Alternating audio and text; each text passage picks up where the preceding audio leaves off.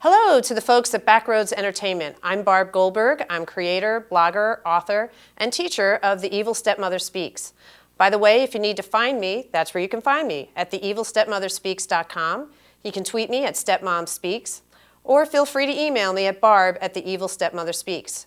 I hope you don't mind. I've got my cheat sheet here because I think you guys, Erica wrote to me with about 50 questions about step parenting.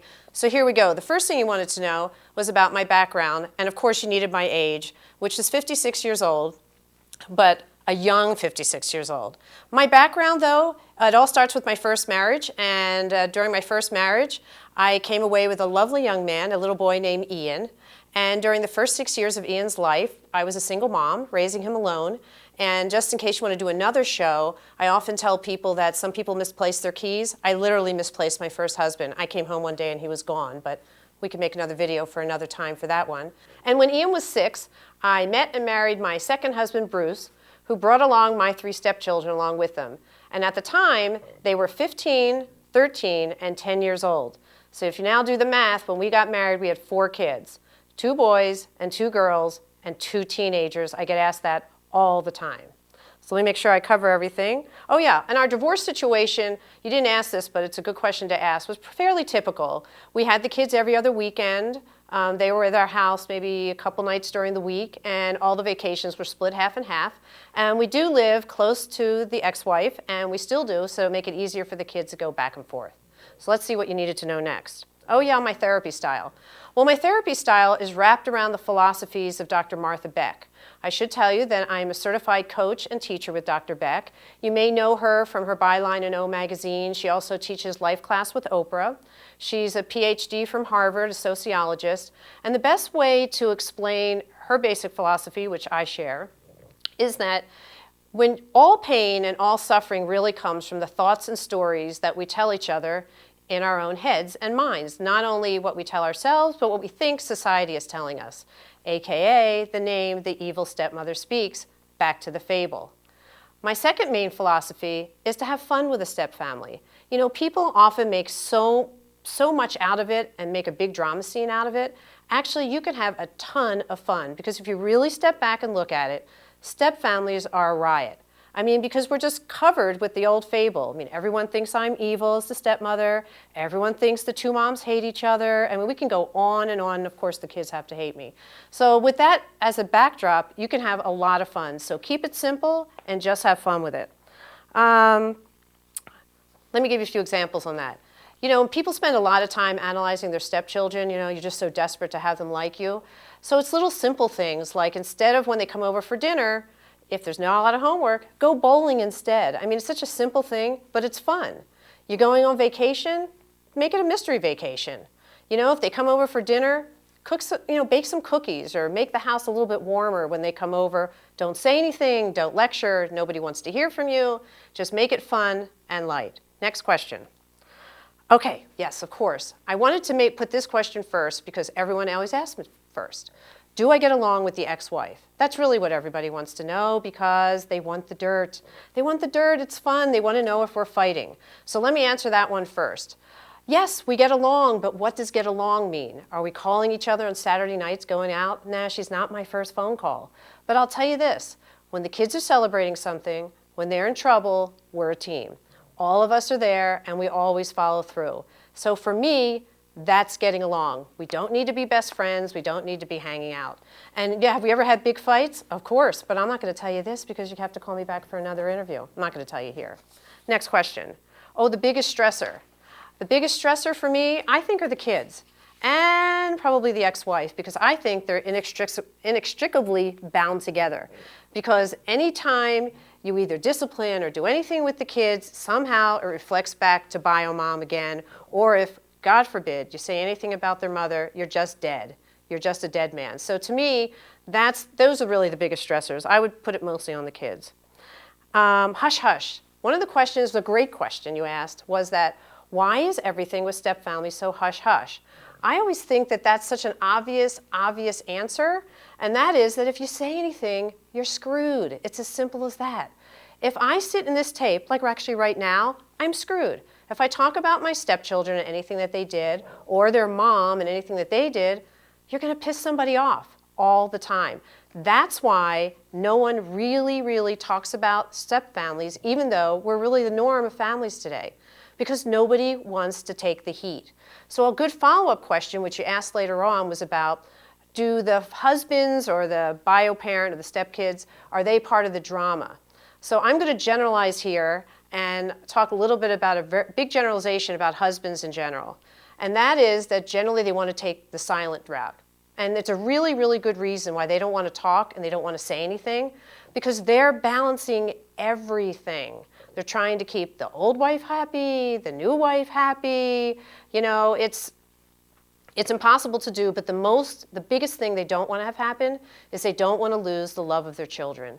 That's everyone's biggest fear. So the best thing to do in most men's mind is to stay quiet, which lots of times is super frustrating to the new wife, the old wife, and the kids. It's just super frustrating. So that's why it may look like they're adding to the drama. They're just trying to do what they think is best and try to come out of this thing alive.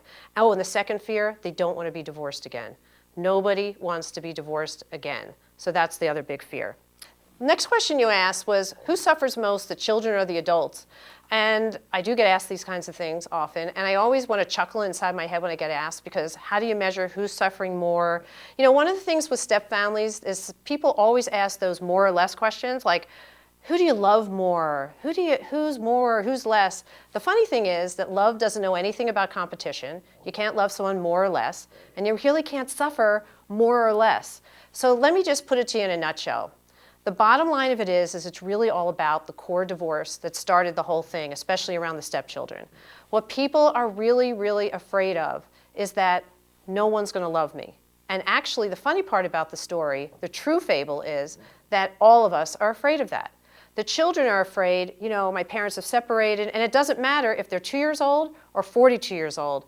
Everybody feels the same way. Are they still going to love me? Who's going to love me? What's going to happen to me? And that's what causes the behavior that you see, a lot of the anger and all the great stories that you might see. That's really where it's coming from.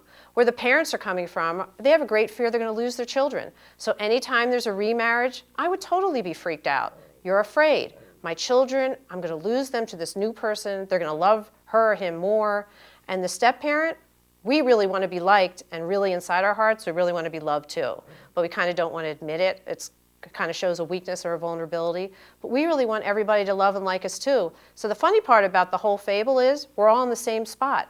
It's just that we act out differently. That's the true story. There's no more and there's no less.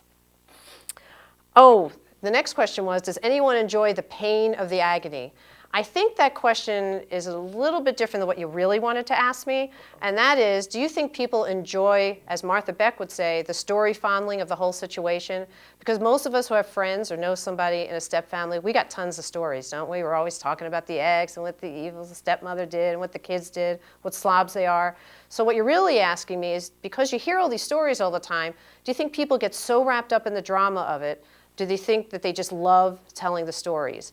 And the thing is that I think they're avoiding the real issues, and that's why people are always telling the stories. First of all, it's fun to tell the stories. I mean, it's fun to call your girlfriends and bitch about the first wife, and you get a lot of positive reinforcement for that, frankly. And I'm sure on the bio mom's side, people love, her girlfriends want to hear about me. So that's why. But the real truth of it is, it wouldn't be fun if you called people up and said, you know, I'm really scared. I'm afraid I'm going to be divorced again and be a 2 or 3, 4-time loser. You know, that kind of stuff. So that's really why you hear so many stories. It's kind of fun in a bad kind of way, but that's what people are really trying to hide. So let's see. Oh, you asked, why was the divorce rate so high? Well, you should be getting a feel for that already. I think the reason is because most people just don't think it through before they get into it. They just think they're going to be the exception. Don't we all do that? I mean, in life, we always think they're exception. One time I bought a restaurant, and there's like a 95% failure in restaurants. I thought I was going to be the exception. No, I failed. I'm not the exception. So what people think is that it's always somebody else and that everyone's going to love them. That's number one. The other thing is that you have to mentally be prepared to stop counting. And what I mean by that is who's you're going to love more. You're not going to be number one in a step family when you marry into it. If you think you're going to be number one in everyone's eyes, and even if your spouse's eyes, forget it. The kids come first. They got to come first. You got to get them raised. So if you're a person that loves to raise people and doesn't mind loving and being loved with expecting kind of not the traditional things in return, this is a good job for you. If you want a whole bunch of attention and don't want to work hard, I wouldn't get into the stepmother business. Best advice if you hate the ex. Best advice if you hate the ex is you really need to take a hard look at the thoughts and the stories going on in your head that are really supporting that hatred. People hate this answer, but there's really specific exercises that you can do, and it's a horrible thing to tell everyone, but usually by the time you go through it, you find out that the things you hate in that ex are usually the things you hate in yourself. And people just hate that, which only makes people more angry, but that's my philosophy on it, and we can talk more about that later. Best advice for the angry, unruly stepchild. The best advice is silence, watch, and just stay out of it. Big thing is that step-parents still have a right to boundaries. We have a right to our boundaries. It's not an abusive thing, mentally, physically, or any other way, but it's a trick to setting those boundaries. You can't make them too narrow. I've seen that a million times, where all of a sudden step-kids come to your house and they're doing chores all weekend. That can't be.